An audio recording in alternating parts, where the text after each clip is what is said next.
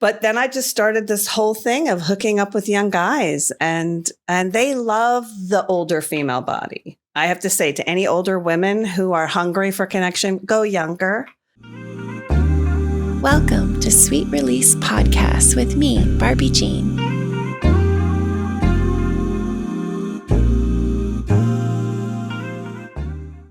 Hi, sweets. Welcome back. Today on Sweet Release, I am so excited. My guest today, not to age you right away, but you're the oldest guest I've ever had, Sue.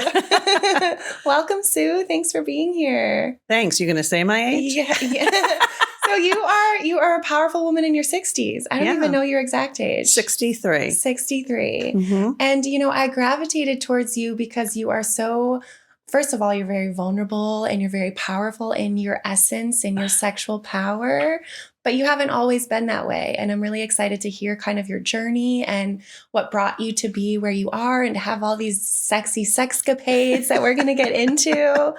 But to start, you grew up and you were even in this touchless marriage for decades, and you kind of grew up very focused on your faith for a time. Could you kind of take us back to what you were before you were in this kind of powerful, confident self-love? Sure.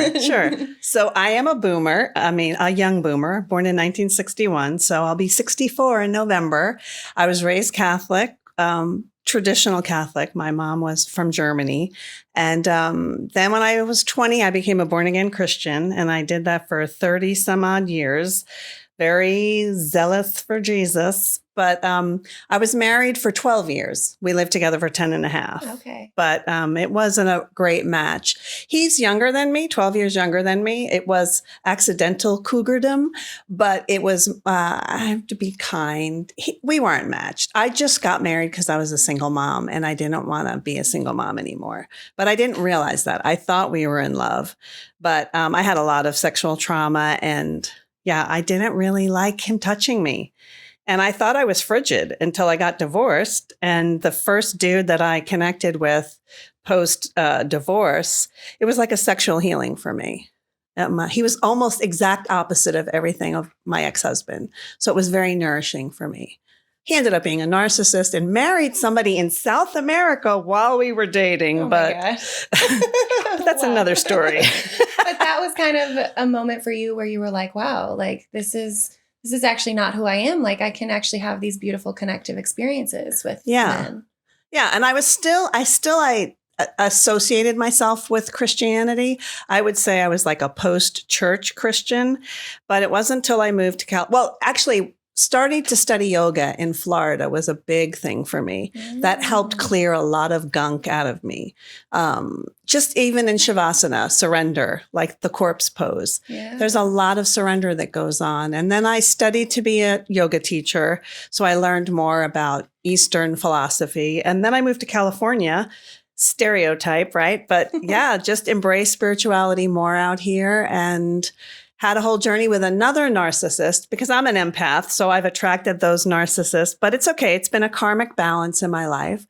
But that dude was so toxic that it really forced a lot of spiritual growth in me and taught me a lot about boundaries, because I had never been like, my ex-husband wasn't bad to me. He just had a lot of problems.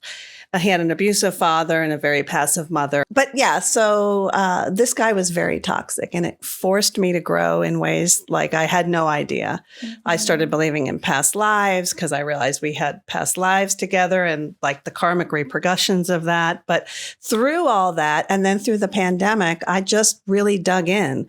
The pandemic was another big wake-up call for me spiritually. So, and so I just started getting freer in my body and finally got rid of the toxic second big narcissist in my life and started connecting with different beings way beyond, now I wasn't a Christian anymore. I had already said, I'm not Christian anymore. I don't believe I need a savior. I don't believe that we're sinners. I don't believe in heaven and hell. Reincarnation makes much more sense to me, that a soul evolves over many lifetimes. Mm-hmm. And so the narrative of you're a sinner, you need to be saved just is irrelevant to me. I actually think it's a conspiracy to control people through guilt and fear and shame. And so I started connecting with different beings. And one of those beings is Aphrodite. And she's the goddess of love, sex, beauty, some say war.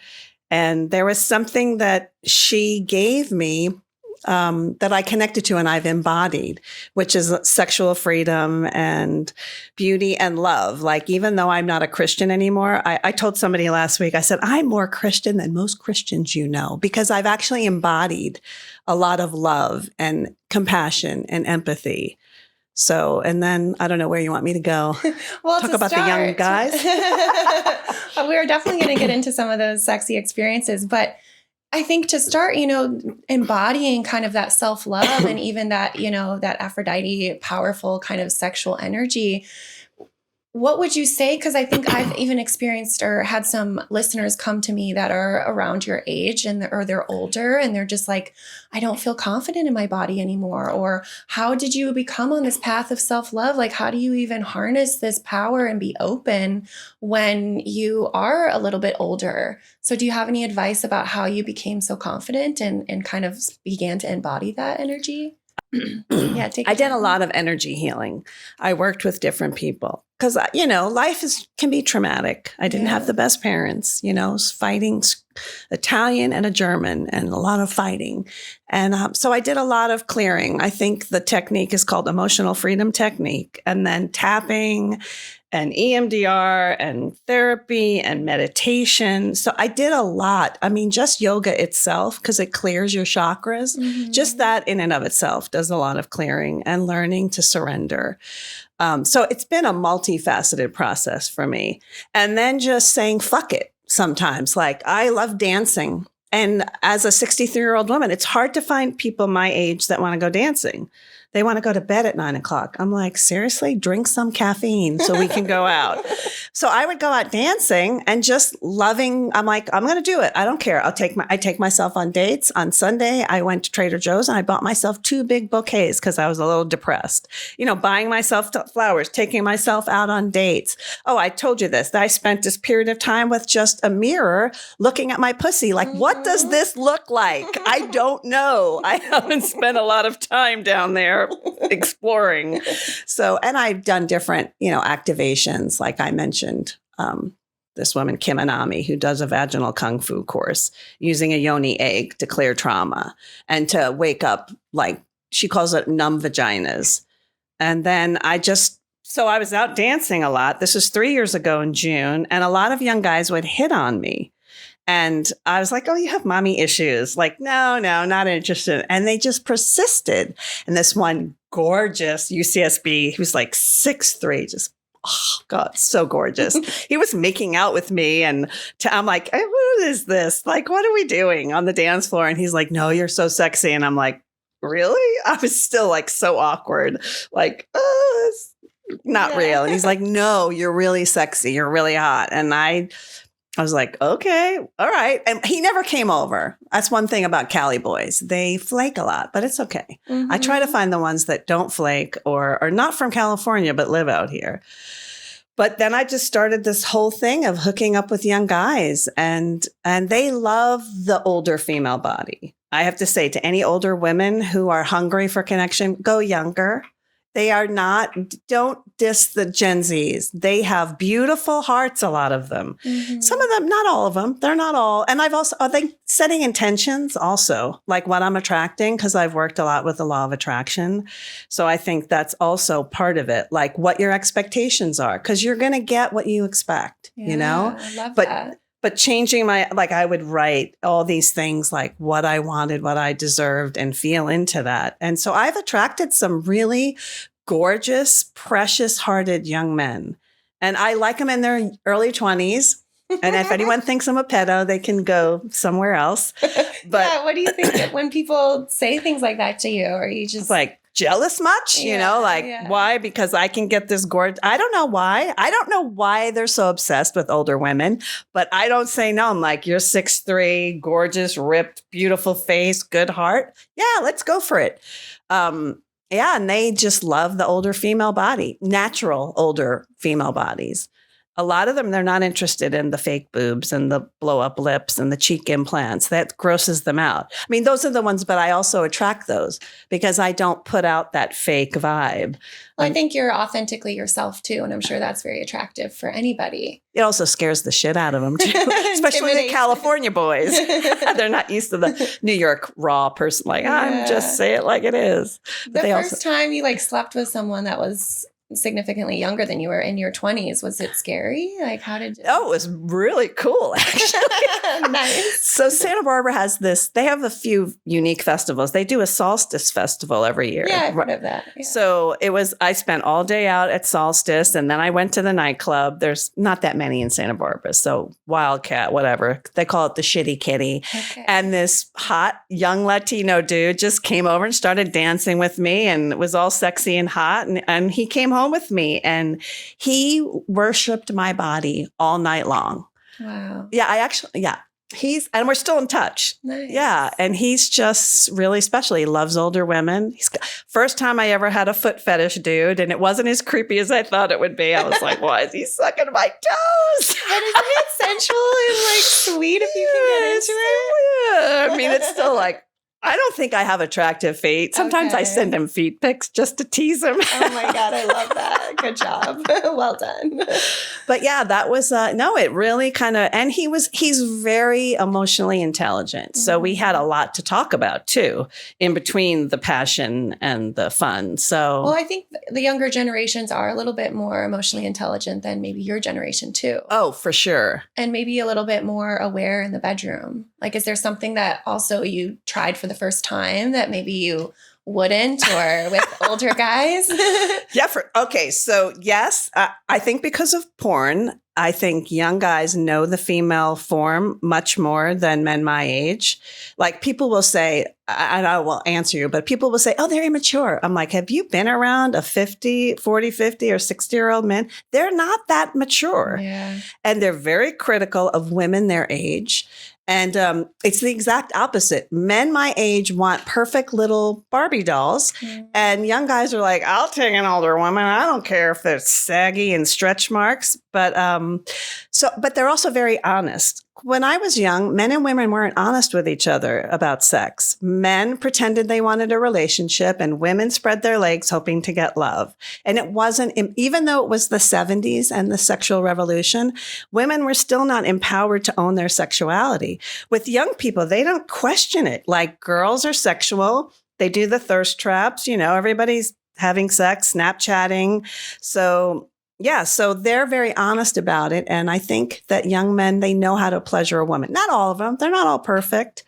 But things I did, I never received a rim job until, Nice. Well, a hookup, then doing that. And I think it's really cool that young straight men have embraced butt stuff because they have a prostate. So obviously that prostate is not only for gay men to enjoy. So, you know, I've done a little butt stuff for the boys. I love that. As long as it's clean, I don't mind. I agree. It's got to be clean because it's poop. But yes, I love that. I love that you're still exploring too. I mean, it feels so good to explore. So I can imagine even, at your age, sometimes people get stagnant in their relationships or in life. And it's so good to keep that feel that life alive.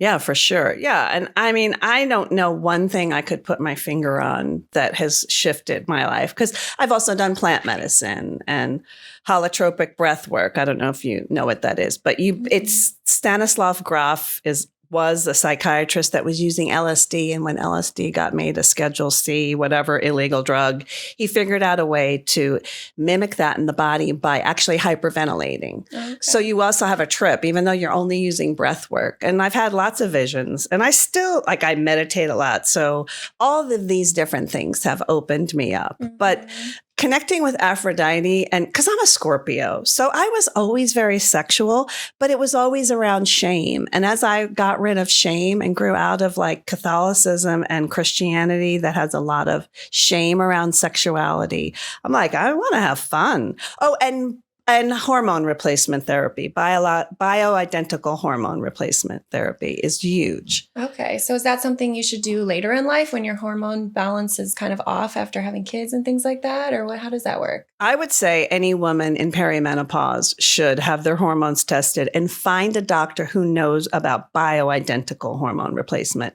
not using the big pharma, because there's others, they're using different forms of hormones. So I do all three. I do testosterone, estrogen, and progesterone. I also use estrogen vaginally.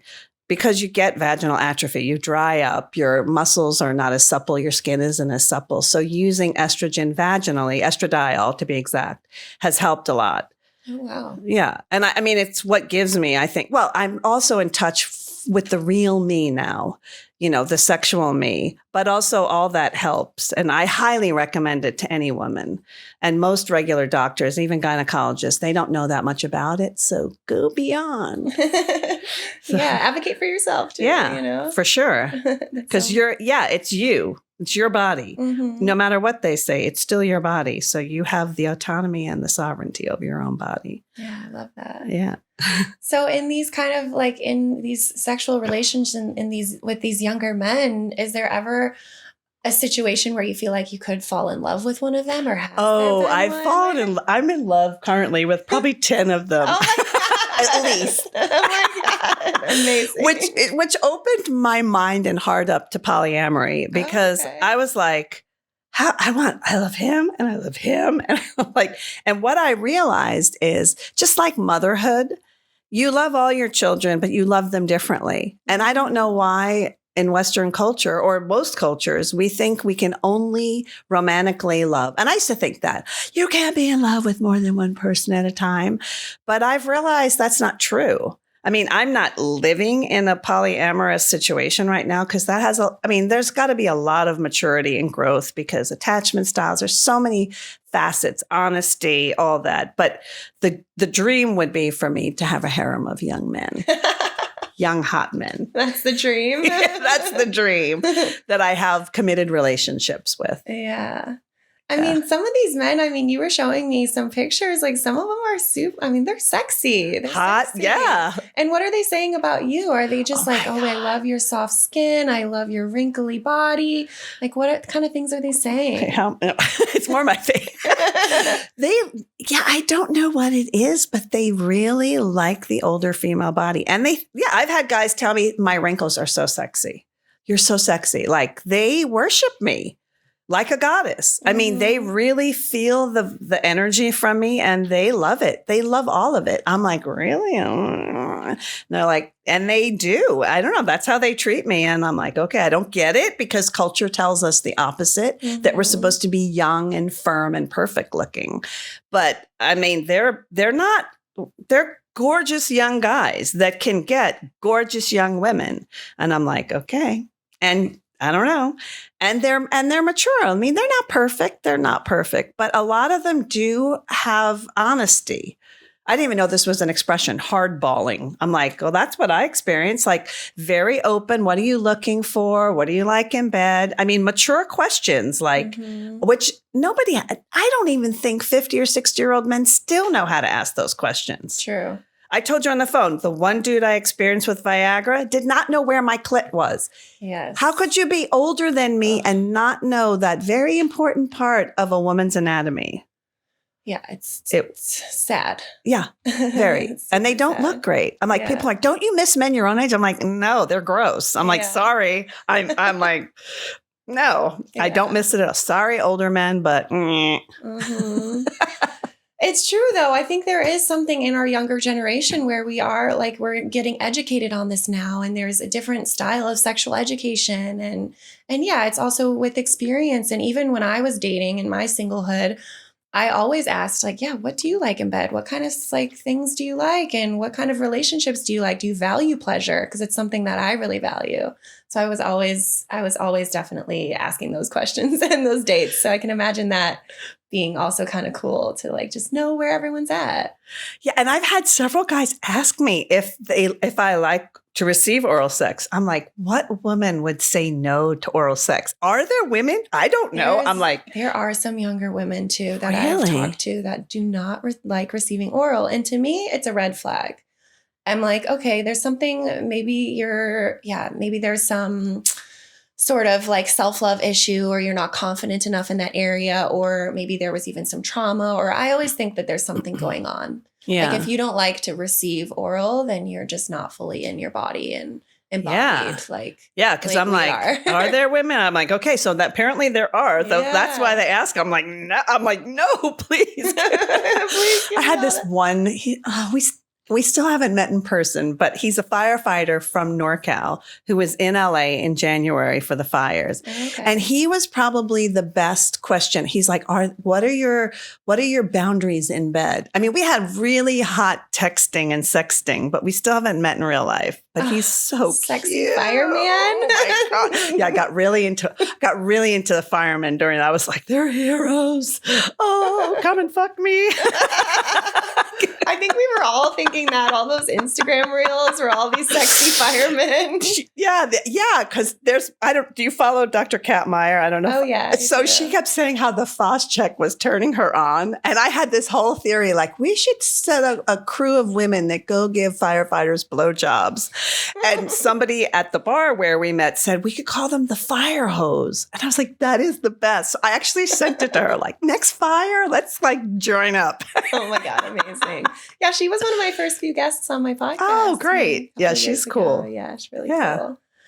Yeah, is there something that feel like after sex, do you feel still this kind of like powerful, energetic self? Like, is it something that really helps you even like heal or tap back into yourself or even relieve stress? Like, it's something for me that helps me relieve stress. Yeah, I mean, it depends on the experience because they're not, maybe. Yeah, and they're not all perfect. I do really like cuddling, which I know the oxytocin and the guys that know but sometimes they're like, I don't do the cuddling after. I'm like, fuck, because I do really like cuddling after. But yeah, I mean, when I first started this journey 3 years ago, people would go, you're glowing. And I go, it's all the sex I'm getting. It does make you glow. Yeah. And I think also it wasn't, I kind of belittled it, but it was also just me being more of my true essence. Totally. So yeah, I mean, it's a variety. Yeah. Totally. Yeah.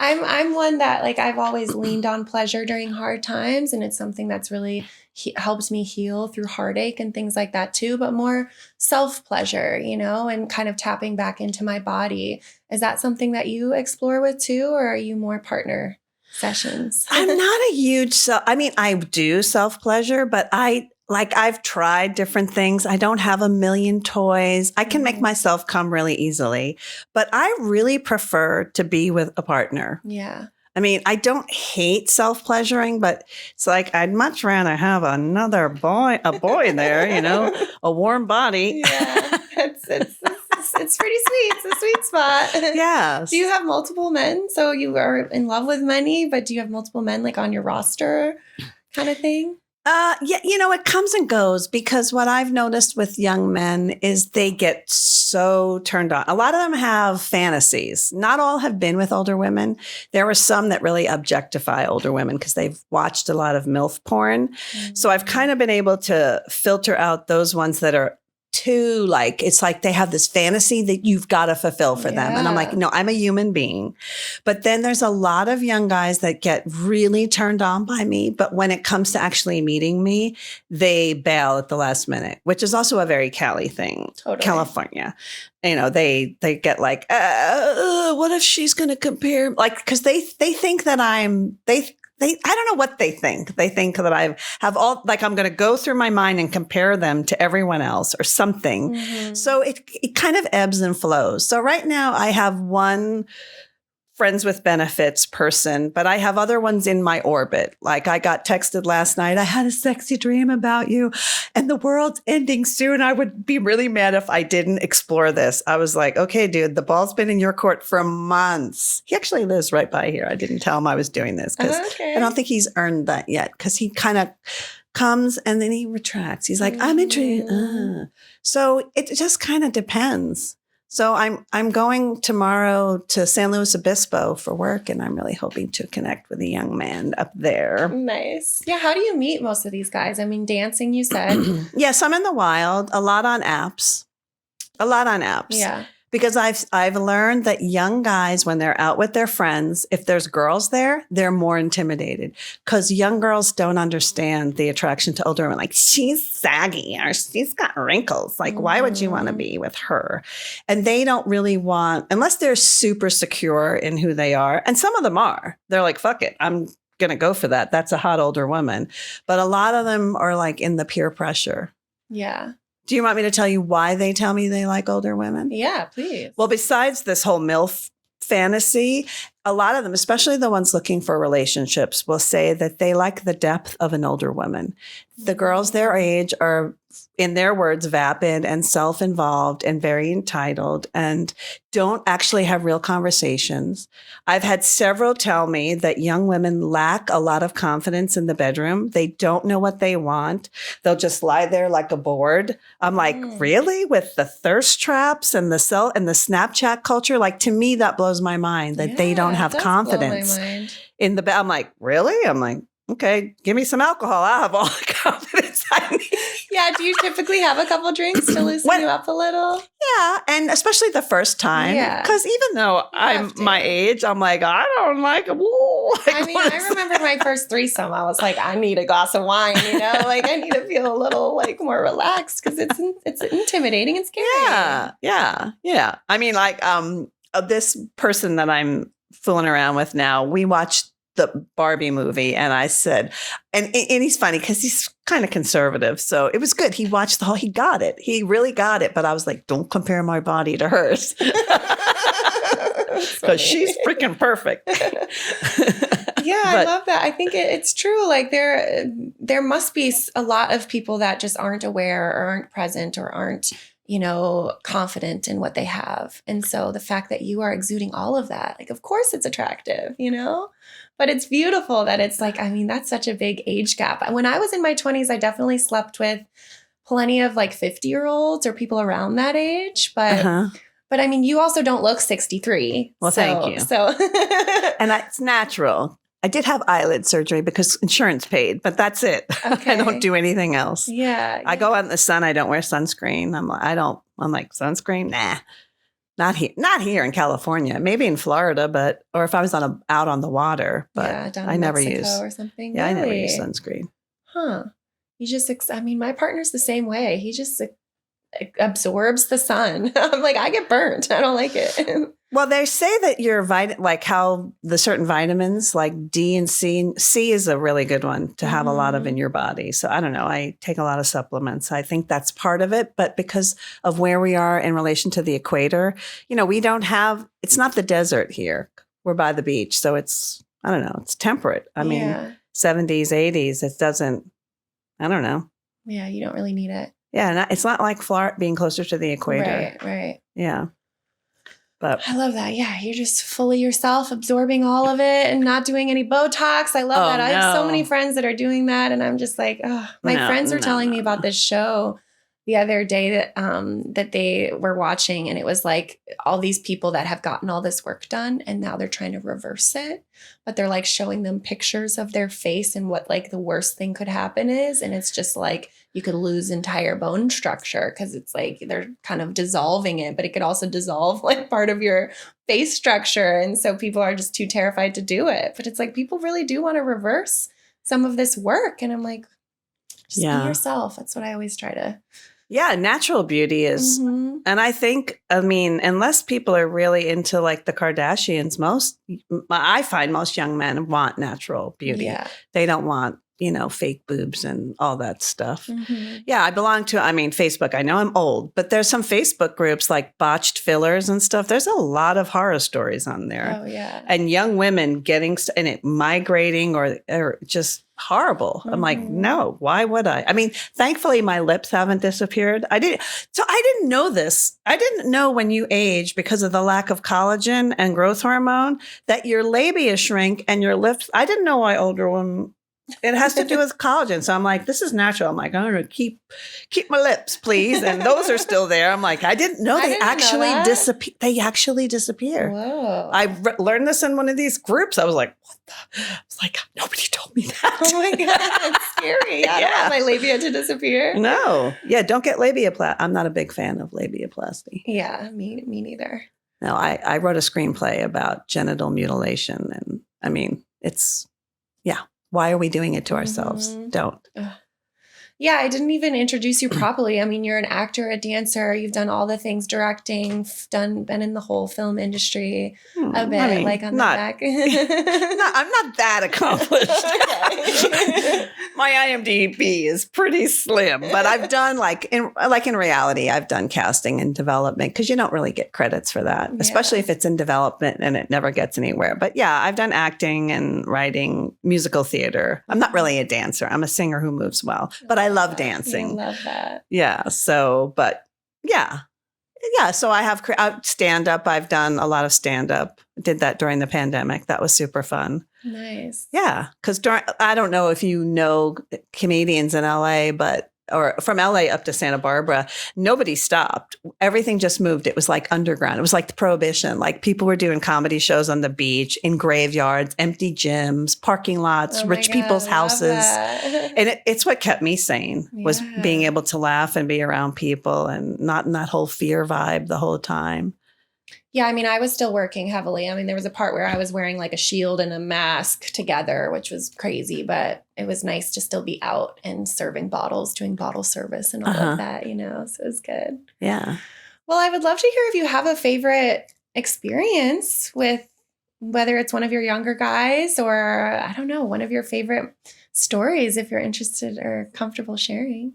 Well, that first young guy, that was really special. Yeah. It was fun all night. But then there was another young man, a UCSB student. Yes, there's been a lot of UCSB students because I live in Santa Barbara. The first time we got together, he went 5 times. It was great. So I love that. And he was very, very mindful of my pleasure. And I have to say the whole size matters thing. My experience is guys that are less well endowed, whatever that means, because guys are the ones with the rulers. I don't think women, mature women anyway, are that into it. But I feel like guys who are less well endowed work harder because they don't think that they got this thing that they're, I got this bit. And so he was great. We hooked up several times after that. Now he has a girlfriend, unfortunately, for me and him. But whatever. He wants to have kids. So, but I love that. And I think it's so nice when a guy, when they come and they're able to go again. I love that. Love that. I love that too. Because it takes women a lot longer typically in partnered scenarios to come. And on average, it takes us way longer to orgasm. So when sometimes, guys get a little excited and it goes, it's nice when they can channel that energy and get it hard again. So this dude, the one with the 5 times. So the first time we got together, I was experiencing so much pleasure. I was like, I'm loud, I'm loud anyway, but I was loud and I had no way to channel the pleasure. So I said, I love you. Oh gosh. Like the first time. But then he was so cool about it. I was like, okay, I don't really love you. It's just that I didn't know what to do with all this pleasure. And at that time I had this really bitchy neighbor, and our bathrooms connected. And she was being a real C word. I don't use that word lightly. And I would forget to close the bathroom door and she'd be banging on the wall because she couldn't say, I'm like, you're just jealous. You're not getting any. She was so mad, banging on the door. So did you shout I love you in the climax moment? I don't know if it was at the climax, but it was just I was like, I don't have words. But he was so cool. He totally didn't any other guy I think would have run out of there. He was so chill. He was like, okay, whatever. I love that. Yeah, we're still in touch. I feel like I've done that in relationships sometimes when you're in the heat of pleasure. You say, I love you. And then you're like, wait, I take it back. I didn't really mean it. But I am falling for you kind of thing, Well, yeah, that's sometimes also. you get in yeah, because pleasure takes over. And and the oxytocin and all the feel good. It's just oh. Love it. Yeah, you have so many stories. Do people like close to you? Do you feel like a lot of judgment from people close to you about like exploring at your age or? Yeah, my son can't handle it. He Mm. can't. He's like, shut up, mom. I'm like, well, your mother has sex. Get over it. Yeah, I've always been one to like, I don't know, ask my grandma about her sex life and ask my parents. And I feel like it's something that I've never been weird about. But yeah, like when you don't want to like visualize it, I guess, but like you can create boundaries Yeah. and still like we're human. We all have sex. Yeah. Like, why shouldn't older I think people have sex? It makes me curious. I just feel like I'm a very curious person. Yeah. Well, and I feel like, a lot of women, there's a lot of women, even spiritual women I've been around who've tried to tell me that I've made up this whole thing, like the polyamory and stuff. I'm like, no, I didn't make this up. This isn't my. This is like, oh no, you're just trying to make excuse. I'm like, no, you're just jealous because you don't feel free enough. And then I have friends that are interested, but they're not confident to do it. They think they judge themselves. They think they're being pedos or like, I can't be with someone who's younger than my child, or they feel very insecure about their bodies. And I did in the beginning. I thought, why? If they could have this, because when I was young, I had a really nice body. I didn't appreciate it at the time because we're always our own worst critic. But when I look back, I'm like, it's pretty fucking nice. So, and I'm like, why would they want to be with me when they could be with like a perfect, 20-year-old? But so I really don't question it like I used to. I've just accepted that they like my body as is and I enjoy it. So I think that's a good point. Like just accepting you, yourself, who you are, and allowing like the love to come when it does and the connections. Yeah. Yeah. And I think even the ones that it's not clear that there's love, because I do keep in touch with about 5 or 6 of them. We have a friendship, it's a little weird sometimes. 2 of them have girlfriends and it's like the boundaries aren't very clear, but I don't freak out about like different forms of love. And I know that I have past lives with some of them. Like I have one dude, I'm like one day, because I do these like past life hypnosis things. And this one, I'm like, we had this, I told him, he's like, that sounds, it's like, I could see that because we have this connection that doesn't make sense unless we knew each other before.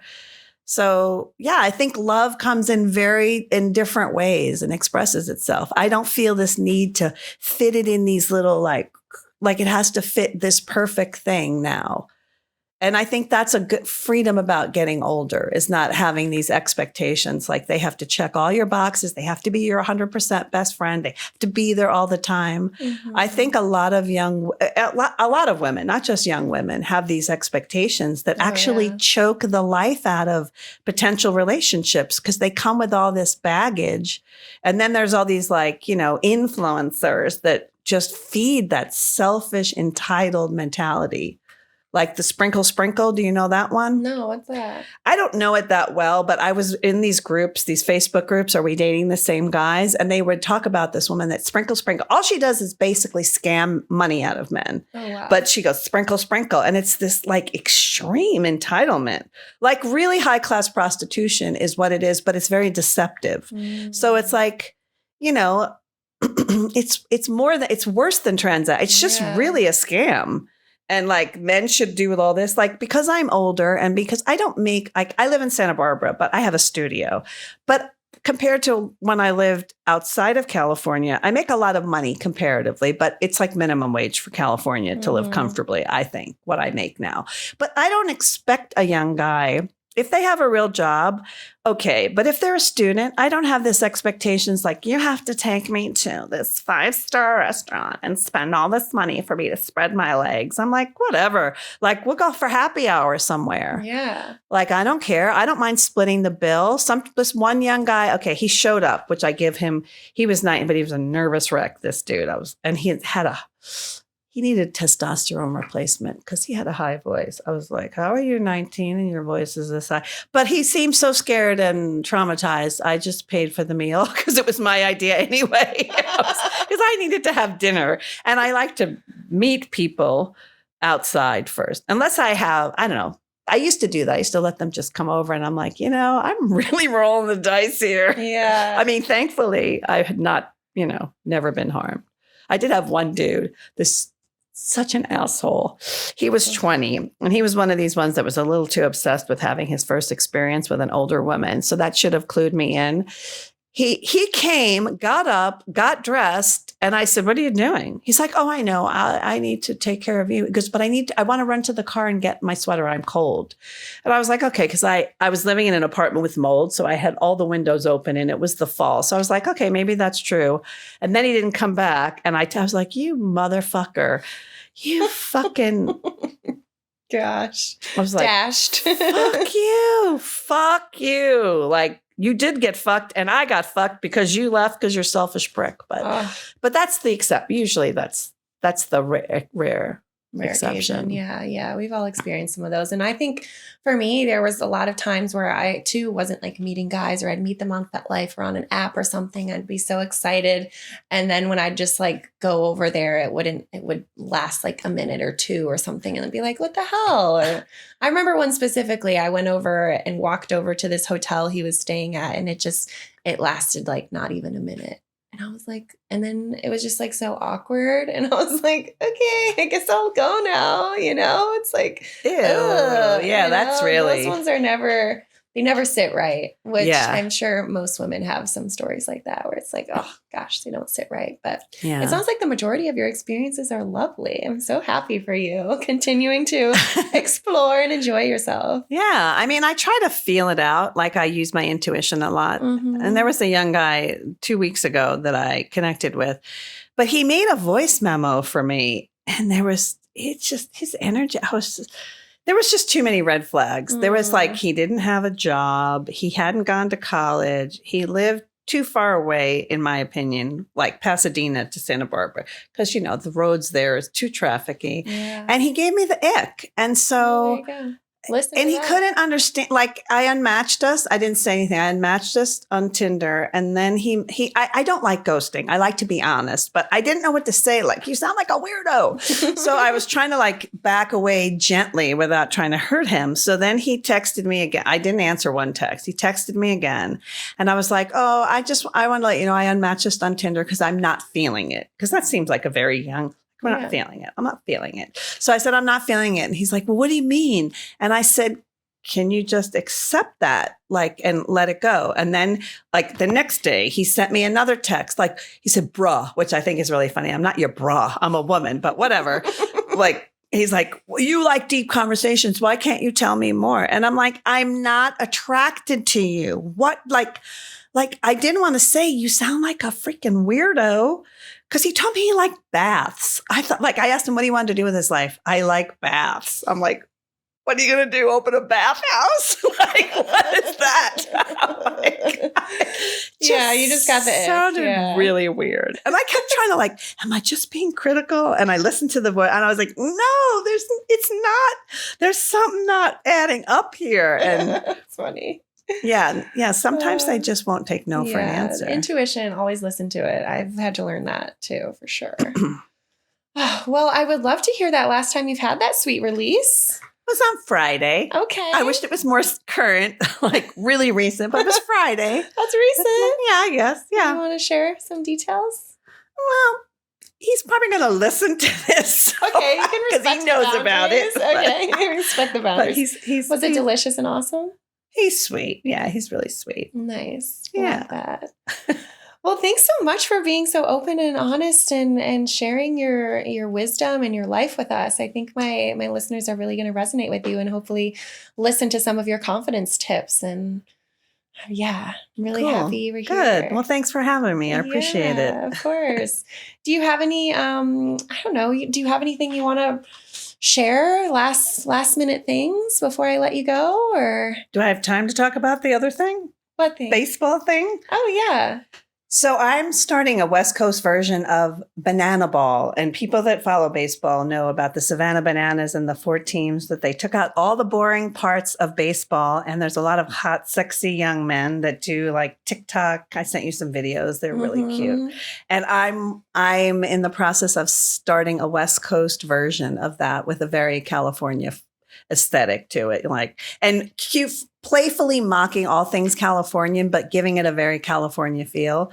And I think with all the underemployed creatives in the greater LA area and athletes, that we can make it better than what they're doing. I love it because baseball to me is like, it's fun when you're at the games, but sometimes it can be like a little boring. Yeah, there are a lot of lulls. Yeah. And this is like, I don't know, they're dancing, they're playing with the audience. Like it's kind of a show. It is totally a show. Yeah. And I love that because I love musical theater, and baseball is the only sport that I know all the rules and I actually can relate to, because my dad would take me to Shea Stadium.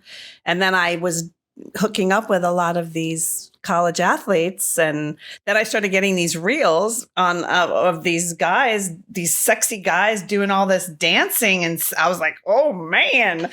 So I was like, oh, this like kind of combines several things, a lot of hot young men and fun and entertainment. So yeah, so I have a team, and we've trademarked and doing all these things, LLC, and I have a former Dodgers player that's part of the team he's helping us. So working on raising money for the teaser trailer. I love that. Yeah. I'm excited to see where that goes. Yeah. Good for you. Yeah, thanks. Well, thanks again, Sue, for being here. I really appreciate it. Yeah, thanks for having me, Barbie. This is really special. Of course. And to you, sweets, continue being sweet to yourself. Be sweet to those conversations and even those big age gaps. Welcome it. Be sweet. All right. I'll see you next time. Thanks again, Sue. Thank you.